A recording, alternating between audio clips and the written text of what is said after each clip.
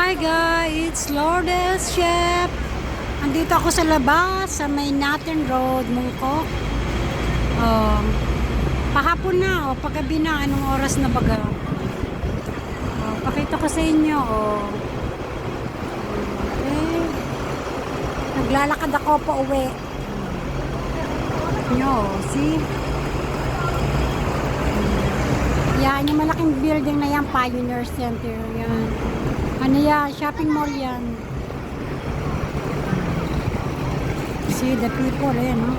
Mga tao excited, Excited sila makalabas. Kasi gagawa ng maghapon silang na-stack kahapon sa bahay dahil nga sa typhoon. So, eto ngayon, naglalakad ako. Pauwi na, pero daan muna ako ng welcome. You see, paggabi na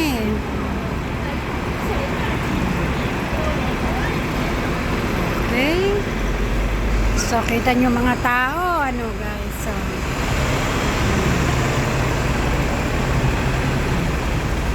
ayan yung building na yan, hotel yan.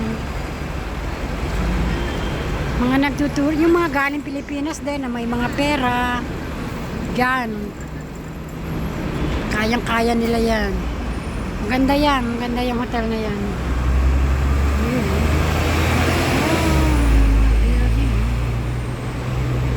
See? See, yung mga building. Kita niyo yung building na ng haba. Yan. Ang ilalim yan, welcome. Papasok ko dyan, yan. See? Okay. Okay guys, look at them. See, ayan, Pilipino yata yung isang sumasakay na yan. Kita niya, Ay, naku. Boring, Nakaka-boring dito, Wala, pagka gusto mong lumabas, ikaw lang. Naman mga katrabaho mo, na makakilala mo, yung medyo malapit sa iyo, may mga pasok din. Wala, hindi naman magkakatugma mga holiday. Kaya lungkot, Ganito ang buhay sa abroad. Yan, sasanay din. Sanay na lang ng ganyan. Yan. Kagagaling ko lang ng McDonald's, Medyo kumain ako ng late lunch. Anong oras na? Papasok ako yung miya-miya ng konti.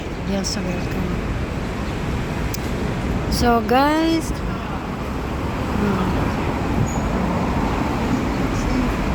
warak sa kanin.